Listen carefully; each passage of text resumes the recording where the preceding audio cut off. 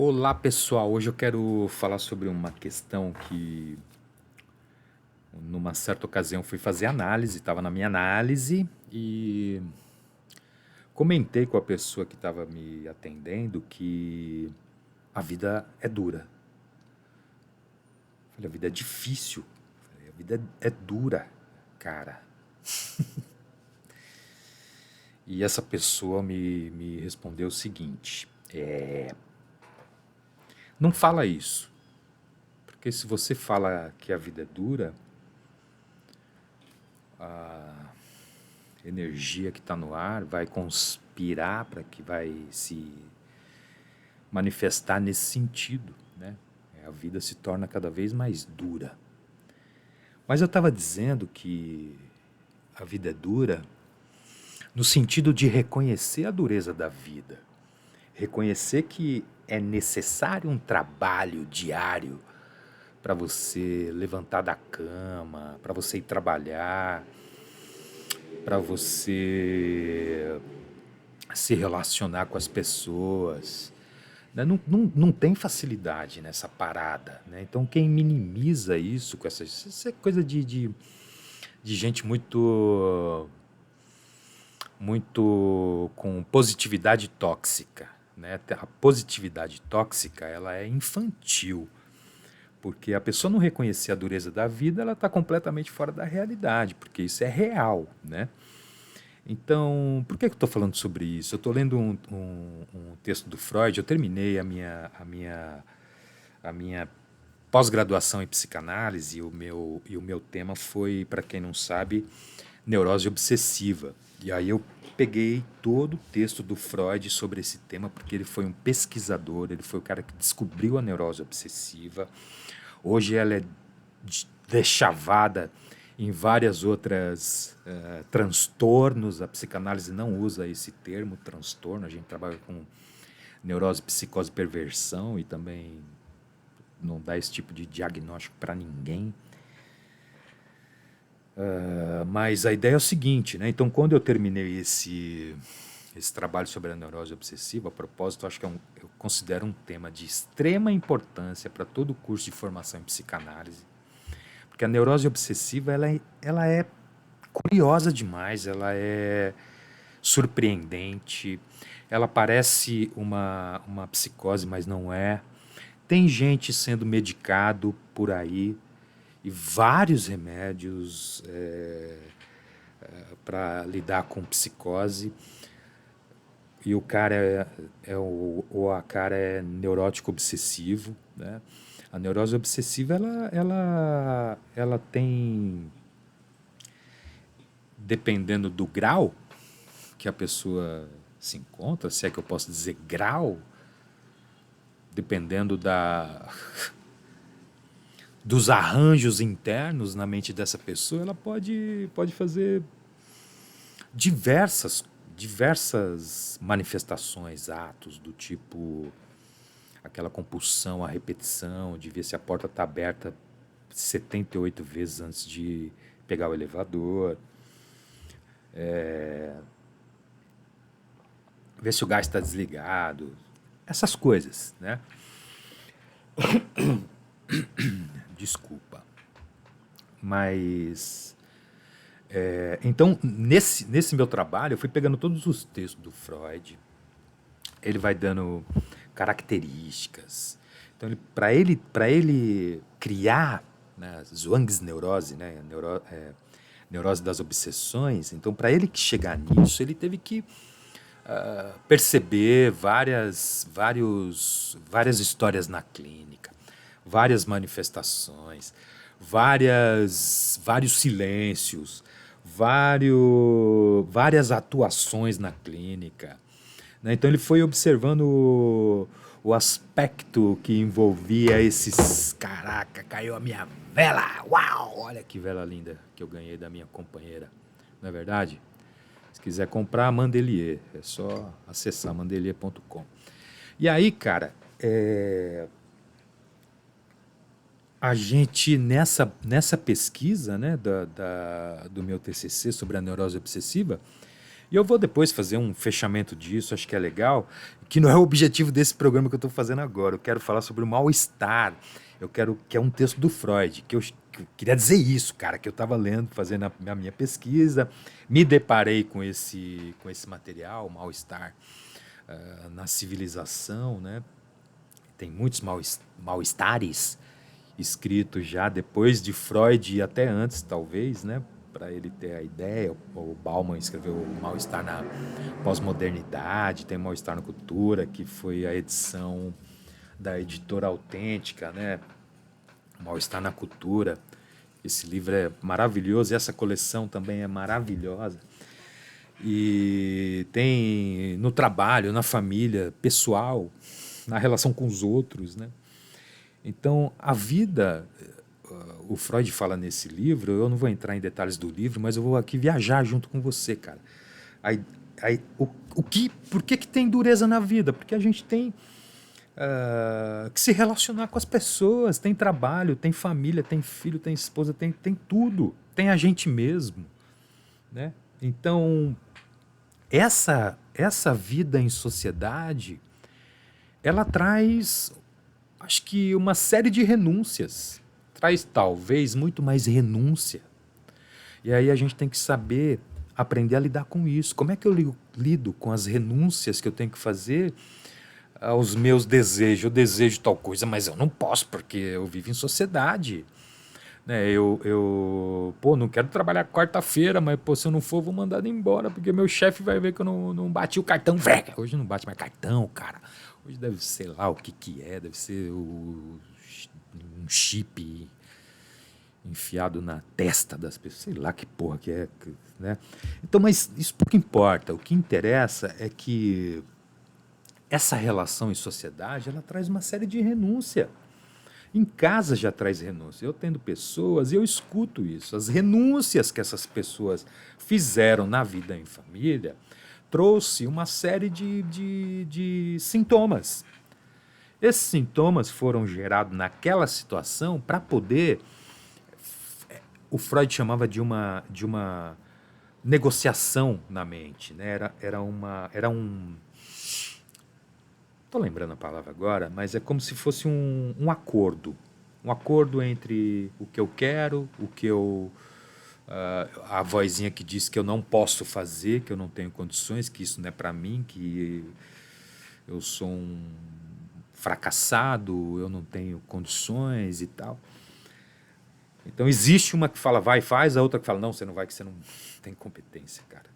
E tem a outra que é uma que vai fazer a mediação entre essas coisas, que é o eu, né? Que vai falar, pô, dá ou não dá? Será que eu estou em condições de ir lá e tirar minha CNH, por exemplo, em dar essa palestra, em fazer essa apresentação e apresentar esse projeto para um cliente, em falar sobre isso com alguém, né? Então, para isso que existe uma preparação, né?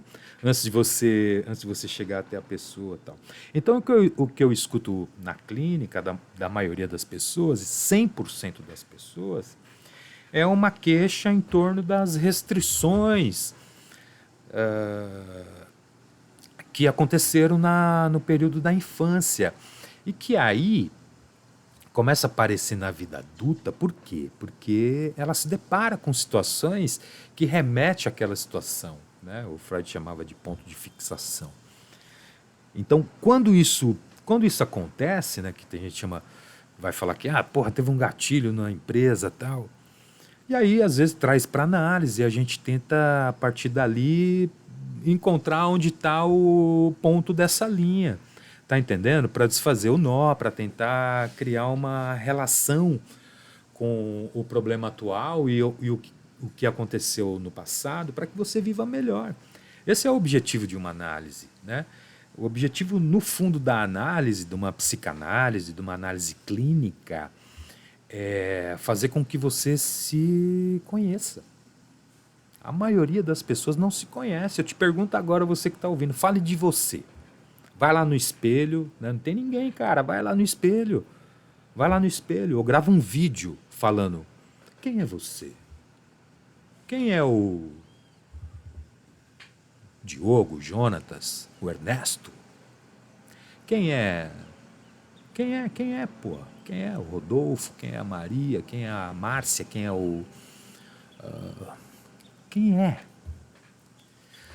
É muito importante você saber quem você é, quais são seus sintomas, como você reage a várias situações, por que reage a situações daquela maneira. Quando você, pô, eu não posso falar com tal pessoa que eu sempre reajo de uma maneira tal. Por quê? Já parou para pensar nisso? Já parou para pensar o que pode ter acontecido para que isso surja naquele momento? Então, essas questões, elas são de extrema importância na hora da gente parar para pensar e fazer uma análise pessoal, né, para que a gente se conheça melhor, cara. As pessoas não se conhecem. É muito comum na análise eu perguntar, fala de você para alguém, e a pessoa não sabe falar. Ou tem vergonha, ou tem medo, ou não sabe mesmo, cara. Ou não sabe mesmo. Ou vai falar coisas.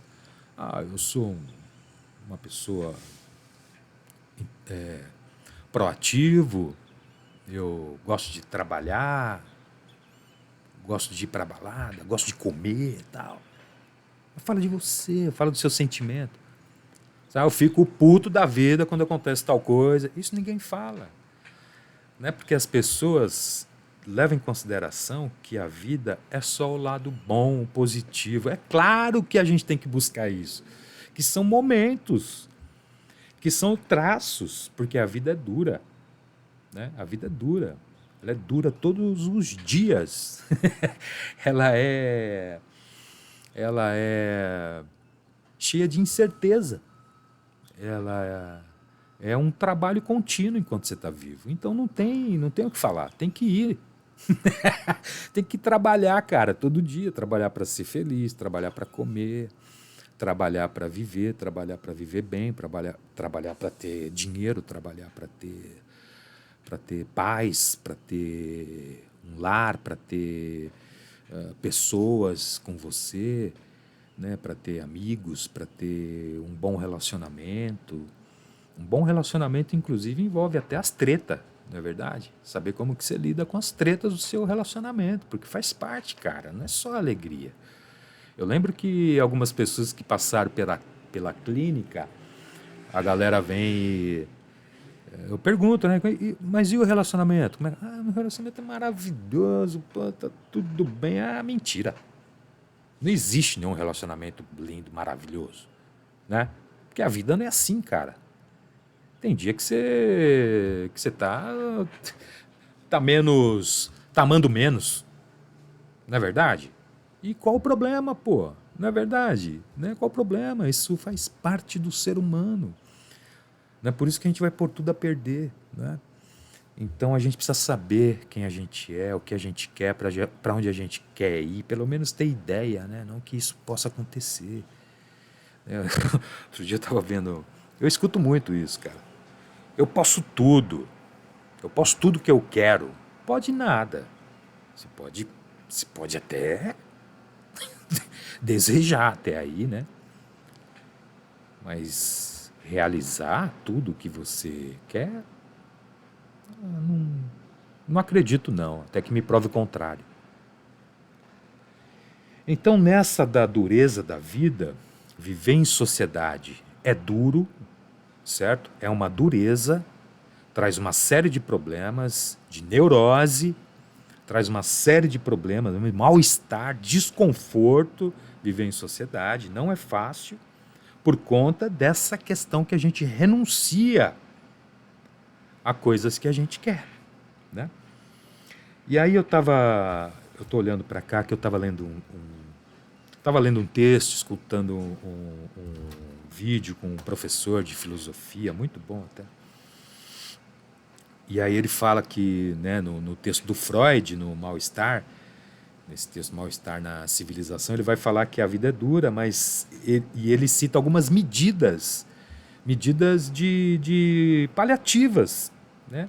Que são distrações poderosas, satisfações substitutivas e substâncias entorpecentes, remédio, bebida, maconha, entre outras, né? E aí ele vai falar das distrações poderosas. Tanto que, aí ele cita que na Roma Antiga tinha aquela parada do pão e circo, né?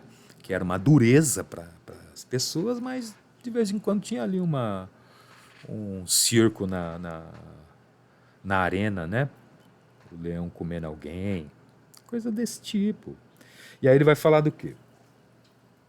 Da distrações poderosas, o que ele cita, né? Que vai fazer você esquecer o mal-estar naquele momento, que você transfere aquela energia, é uma transferência libidinal para uma outra situação, né? Por exemplo, né, os caras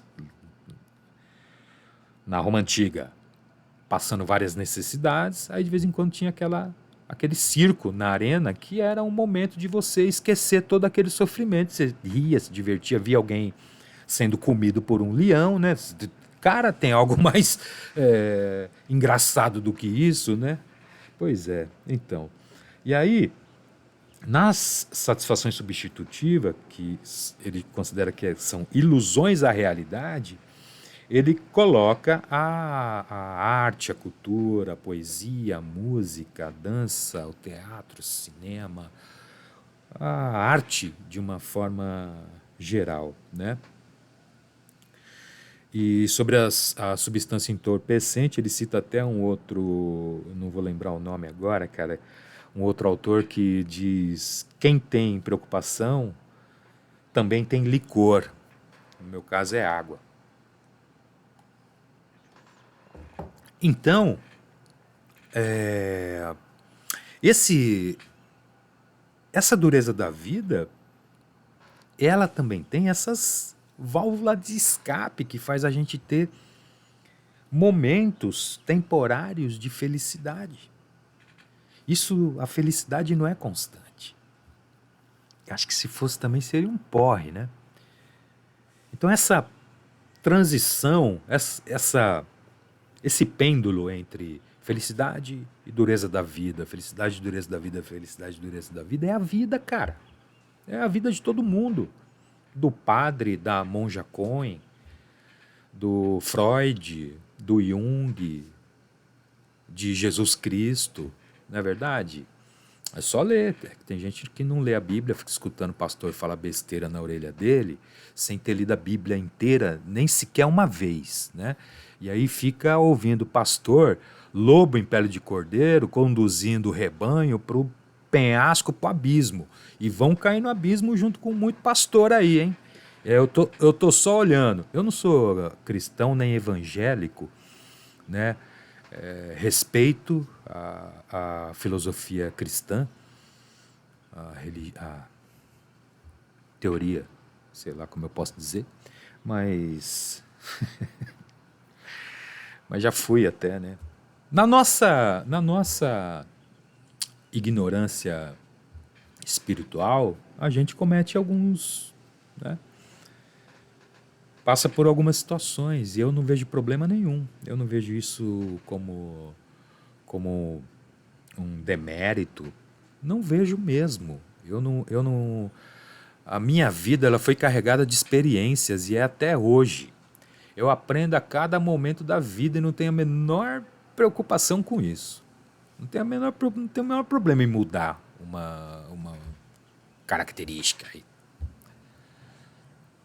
Eu abro mão, sim. Não tenho apego a nenhum tipo de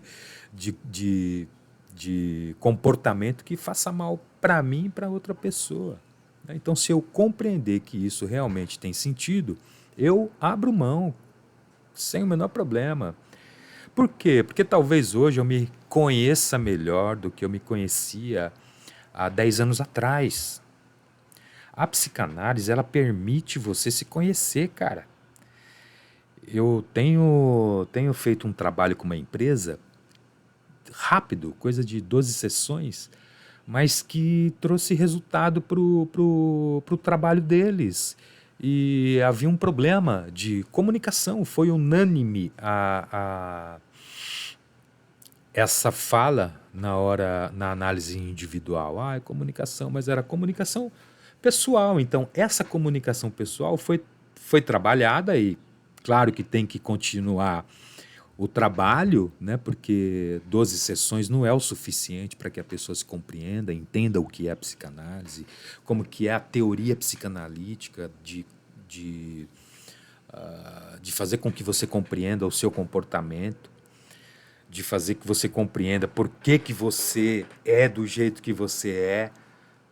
Na verdade, a gente é o que é, né? A gente só precisa lidar melhor com essa bomba relógio que a gente tem na mão. Essa é a grande verdade, né? Então, nessa coisa da vida dura, o Freud fala desses 3 aspectos, né? Distrações poderosas, que é você transferir a energia daquele momento da dureza para uma outra coisa, assistir um filme, né? Ler um livro.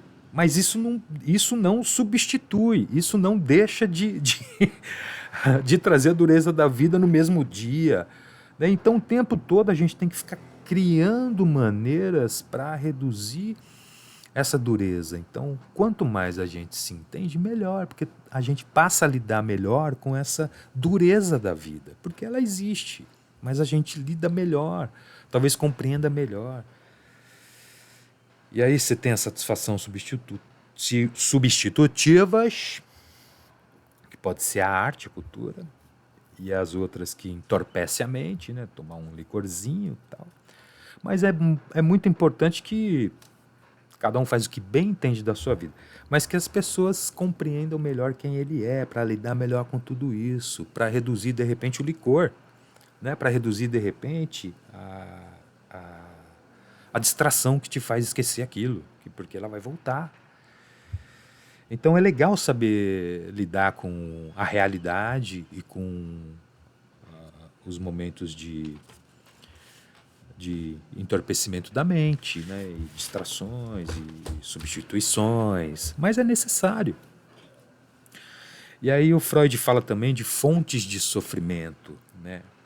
Que é o corpo, que ele obviamente está destinado a uma decadência, porque quanto mais você envelhece, o seu corpo também envelhece, né? Eu tenho 54 anos de idade e já sinto algumas consequências da idade, né? Olha aqui as entradinhas, né? Que começaram, obviamente, com 21 anos de idade. Mas isso é só uma brincadeira fora do contexto. Então, o corpo já é uma fonte de sofrimento. Só o fato de começar a envelhecer já traz uma série de pensamentos, né, sobre a vida e tal. O mundo exterior, o mundo de fora, ele também pode ser negativo e pode ser positivo, que também pode ser fonte de sofrimento. O Freud tem um texto que fala sobre arruinados pelo êxito.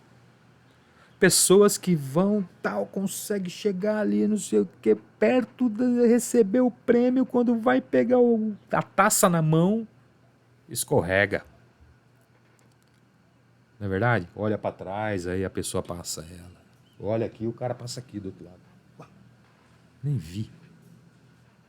Por que será, né? Caramba. Acontece, né? Acontece nada. Acontece porque você permitiu que acontecesse. Eu tenho casos dessa semana sobre isso. Uma CNH que não foi tirada e a pessoa sabe que é isso. A gente conversou na análise. É óbvio que não precisa dar nome de ninguém, nem nada. Porque isso acontece com todo mundo o tempo todo, né? Tem outras situações, tem situação de trabalho, tem situação de pessoas em relacionamento com outra pessoa. Tem várias. E aí o mundo exterior, ele também pode ter esse lado positivo que você torna ele negativo para você, porque o Freud ainda fala nesse texto sobre arruinados pelo êxito, que a pessoa pode tanto querer frustrar alguém, né, que está na expectativa que ela ganhe aquilo, como também ficar naquele lugar de coitadinho. E aí existe também a relação interpessoal com as pessoas, né? Também dentro dessa questão do mundo exterior, né, tanto o positivo que você mesmo cria o aspecto ruim para você, que deixa de pegar o prêmio, como o negativo que pode... Aquele dia que você acorda que parece que tá tudo errado, que acordou com o pé esquerdo, que sei lá, acho que todo mundo tá contra você. Então isso também e no fundo, é muito mais você do que o mundo exterior, né? E a relação com as pessoas, ela também é de prazer e de sofrimento, de amor e ódio, né? Então a gente precisa compreender que tudo isso faz parte do processo, tudo isso faz parte da vida, tudo isso faz parte da existência humana. Enquanto existir vida, enquanto houver respiração, fôlego, alma vivente, a gente vai ter esse pêndulo.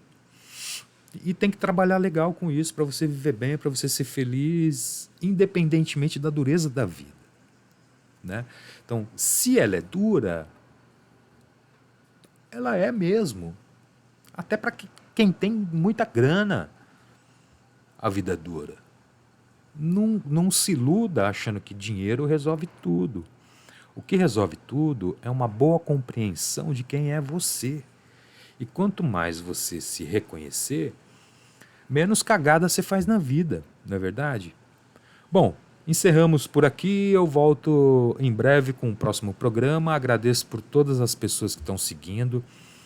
Eu estava em menos de um mês com 64 pessoas seguindo a minha página e hoje eu tenho 91. Em menos de um mês isso aconteceu, porque as pessoas gostam do que estão ouvindo, né? Me parece. E eu fico feliz com isso. E se puder, dá sugestão de programa, de tema, de assunto que você queira falar, né? Se houver, eu tenho um projeto para 2023 que é fazer com que a gente seja mais próximo aqui, com programas ao vivo, com perguntas, com programas pelo menos mais vezes por semana, né? Porque eu gosto também. Eu não sei se eu já falei aqui para algumas pessoas, outras sabem, mas eu tinha programa em rádio comunitária em 2000,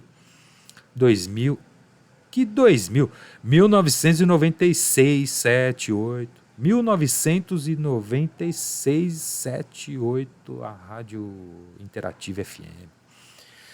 Então foi uma rádio que teve um projeto social, teve um objetivo, ela nasceu de uma associação de bairro que já tinha um trabalho na região. Então eu gosto de fazer isso, certo?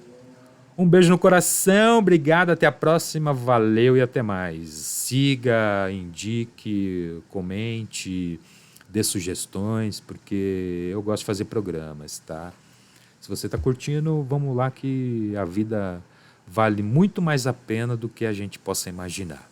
Valeu!